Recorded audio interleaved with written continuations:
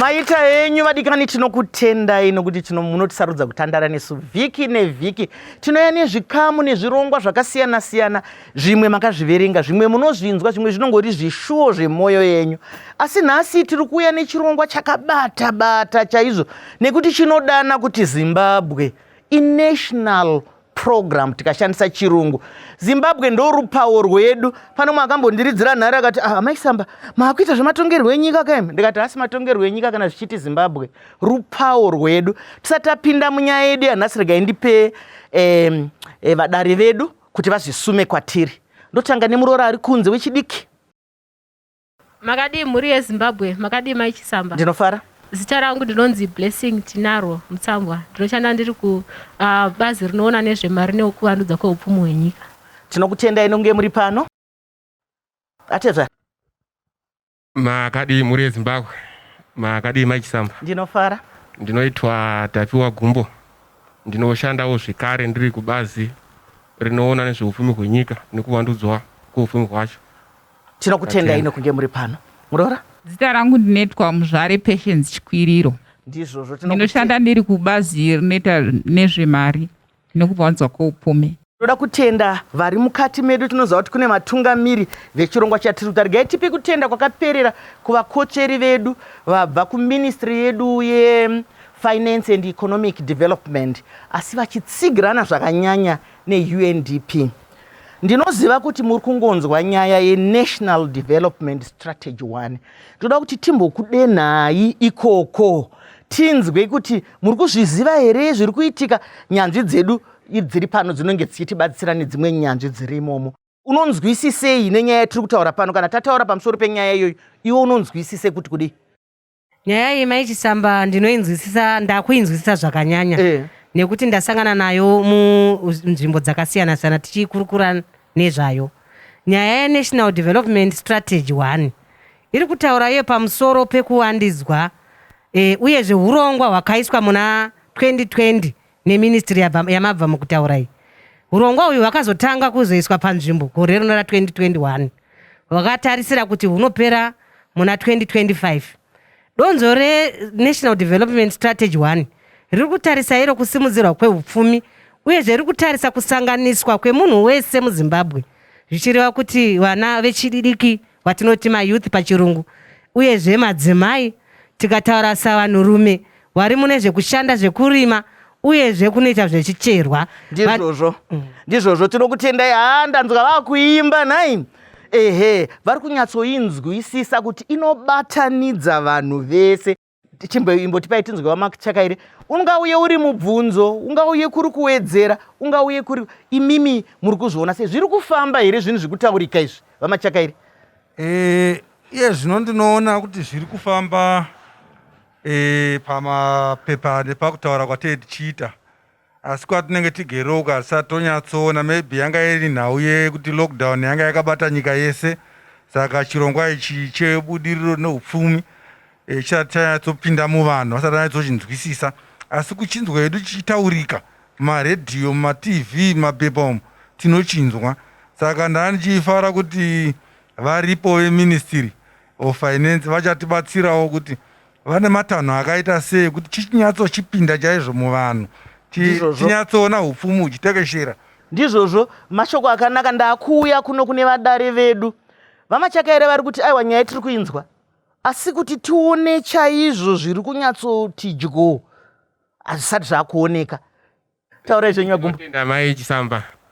Ndinotenda kuti chirongwa ichi chekusimudzira upfumi hwenyika chirongwa chiri kuteera, chirongwa chakapera chekugadzikana kwenyika mune zveupfumi.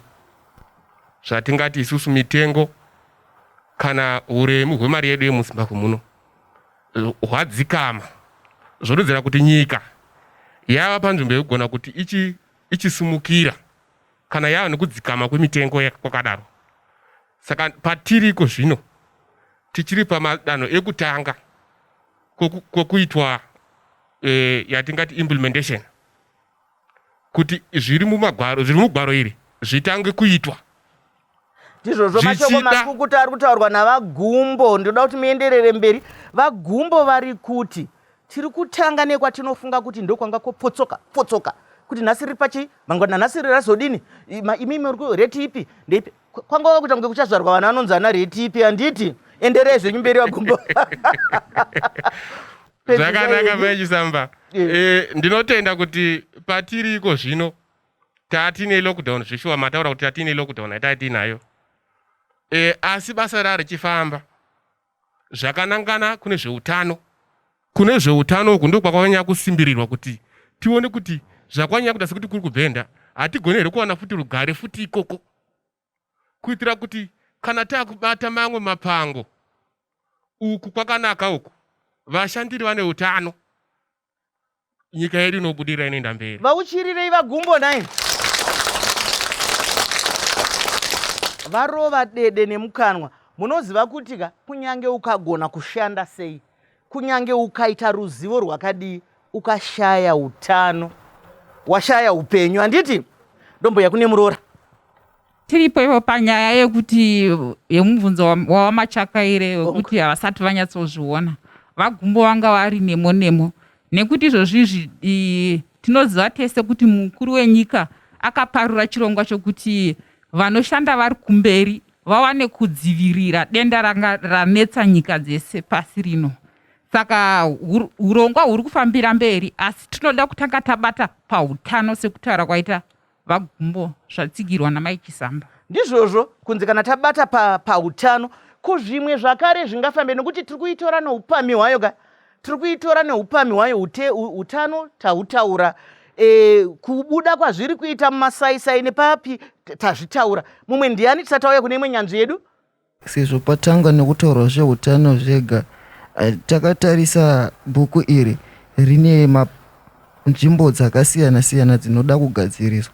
Saka ndinoda kuziva kuti dzichange dzichibatwa kuti imwe neimwe kusvika parinonopera bhuku here kana zvinokwanisa kushandidzana panguva imwe chete. Mubvunzo wakanaka wakabatana kuti tiri kunhonga chimwe chete here asi nguva haimirirei izvozvo. Pindurai yenyu mubvunzo. Tinoda kutenda nemubvunzo watawana. Mukatarisa gwaro redu ratinaro rekuwandudza upfumi hwenyika yedu rine mbambo dzarinaro dzinokwana idzo 14. Mbambo idzodzi dzinotarisa zvinhu zvatinenge tichimhanya nazvo zvikuru sei zvatinoziva kuti kana zvikabudirira zvichaita kuti nyika yese kana kuti upfumi hwenyika hwese huchifambirana pamwe chete kuti hubudirire. Zvimwe zvacho zvinosanganisira nyaya dzezveutongi, dzimwe zvacho dzinosanganisira nyaya dzekuti tivandudze zvinhu zvatinogadzira mukati menyika yedu. Munoziva kuti muno muZimbabwe tinochera zvicherwa zvakawanda asi zvizhinji zvachona zvinongobuda kunze zvisina kuwedzerwa uremu hwazvo. Endi zvinopedzisa zvaitika ndezvokuti vanhu vekunze ndino vanowana mari yakawanda kubva pazvicherwa zvedu kudarika isu. Saka tichada kuona kuti tavandudza zvicherwa zvedu kuti zviwane mari yakawanda yekunze zvobva zvabatsirawo zvimwe zvirongwa zveupfumi hwenyika muno. Tichada kuonawo futi kuti nyika yedu inonyanya kubatsirika zvakanyanya kuburikidza nezvekurima. Endi zvirimwa zvedu zvizhinji zvinoda kuti zviwedzerwe uremu hwazvo zvakare kuti zviwane mari yakawanda yekunze. Munguva dzapfuura nyika yedu yaitengesa maruva nezvimwe zvakawanda zvinorimwa nenguva diki. Saka tinoda kuti timutsiridze kutengesa kwezvinhu izvozvo kunyika dzakaita vana Holland kuna Netherlands. Zvomurora bva baya naipo nemo tichara machizoka kwamurise nyanzvi. Hanzi tinoda kumutsiridza. Tese tikangonzwa izwi rekumutsiridza zvinoreva kuti zvinhu izvi zvine mbengi zvanga zvadzika kana kuti zvanga zvatofa kana kuti zvanga zvatopunzika. Ngatisangane muchikamu chinotevera.